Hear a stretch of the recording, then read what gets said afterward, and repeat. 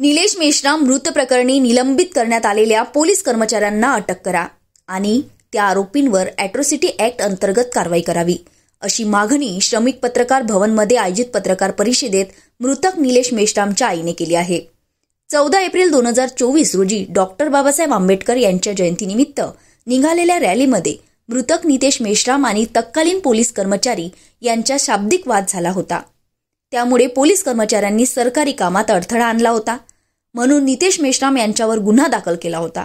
या प्रकरणी कोर्टाचे समन्वय मिळाल्यानंतरही नितेश कोर्टात हजर न झाल्यामुळे त्याला 10 जून 2024 रोजी मध्यरात्री 1 वाजता त्याच्या घरून उचलण्यात आले आणि 2 दिवसानंतर अत्यंत जखमी अवस्थेत त्याचा मृतदेह पोलिसांनी त्याच्या कुटुंबियांच्या स्वाधीन केला।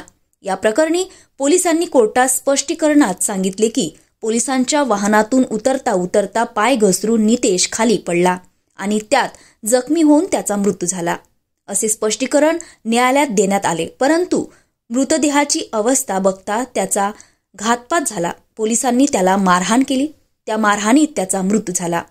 या प्रकरणाची संपूर्ण चौकशी करण्याची मागणी त्या मृतक नितेशच्या आईने केली आणि जिल्हा पोलीस अधीक्षकांना केली होती।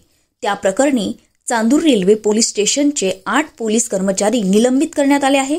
मात्र त्या 8ही आरोपी असलेल्या पोलीस कर्मचाऱ्यांना तात्काळ अटक करून त्यांच्यावर अॅट्रॉसिटी ऍक्ट अंतर्गत गुन्हे दाखल करण्यात यावे अशी मागणी पत्रकार परिषदेत मृतक नितेश मेश्रामच्या आईने केली आहे। पण मला असं म्हणायचं की त्यांच्यावरचे आता 1 तारखेला 1 नोव्हेंबरला गुन्हे दाखल झाले ते 0 FIR आहे। ते 0 FIR न करता जसं नॉर्मल आम्ही जर कोणता गुन्हा केला तर ज्या टाइमला आमच्यावर गुन्हे दाखल होतात त्या टाइमला पोलीसवाले सहज त्यांना जी प्रोसिजर करायची ते करतात। तसं आमचं म्हणणं आहे की 1 तारखेला त्यांच्यावर गुन्हे दाखल झाले तर त्यांच्यावर कार्यवाही व्हायला पाहिजे, त्यांना शिक्षा व्हायला पाहिजे।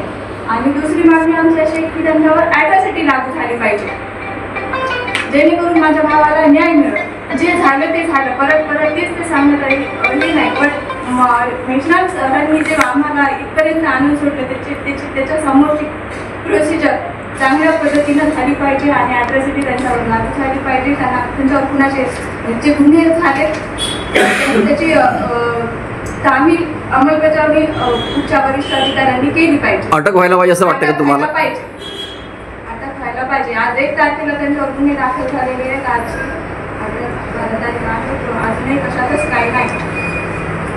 आणि ही जी कार्यवाही कोर्टातर्फे झालेली आहे, कोर्टाचे आम्ही भरपूर आभारी आहेत की त्यांनी खऱ्याची साथ दिली। श्रद्धा फैमिली शॉपिंग में जाएंगे हम सभी, साड़ियों की नई डिजाइन देखो यहीं से लाएंगे। श्रद्धा फैमिली शॉपिंग में जाएंगे हम सभी, लेडीज जेंट्स बच्चों की हर फैशन लाएंगे सभी। फैशन के सफर में आप भी आगे ही आगे बढ़ते चलिए, क्योंकि बिजीलैंड का सबसे बड़ा आलीशान भव्य showroom Shraddha family shopping and mall, बिजीलैंड कॉम्प्लेक्स, नांदगांव पेठ, अमरावती।